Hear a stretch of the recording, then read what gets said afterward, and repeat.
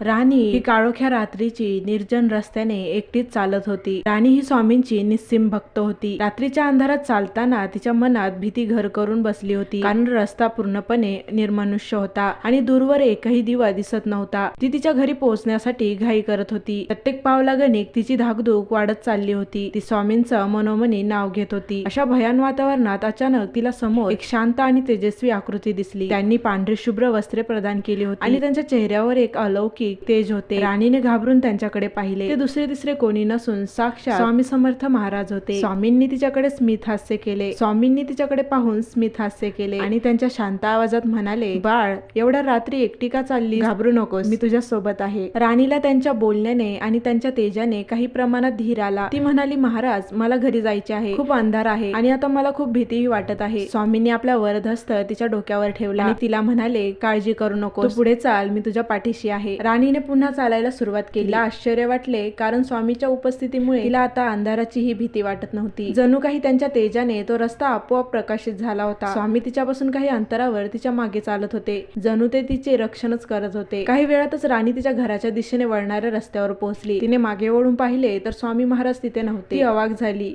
क्षणभर तिला वाटले की हे स्वप्न होते, पण तिला मिळालेला आधार आणि तिच्या मनातील भीती पूर्णपणे नाहीशी झाली होती। राणीला खात्री पटली की स्वामी महाराजांनीच तिला अंधारात मार्गदर्शन केले आणि सुरक्षित तिच्या घरापर्यंत पोहोचवले। त्या दिवसापासून राणीच्या मनात स्वामींविषयी श्रद्धा अधिकच वाढली। तिला समजले की संकटाच्या वेळी स्वामी महाराज नेहमीच आपल्या भक्तांच्या पाठीशी उभे असतात। अदृश्य रूपाने का होईना, पण ते आपल्या मदतीला धावून नक्कीच येतात। श्री स्वामी समर्थ। तुम्हाला जर का हा स्वामी अनुभव आवडला असेल तर व्हिडिओला लाईक नक्की करा आणि असेच स्वामी अनुभव पाहण्यासाठी आपल्या चॅनलला नक्की सबस्क्राईब करा आणि कमेंटमध्ये श्री स्वामी समर्थ लिहायला विसरू नका।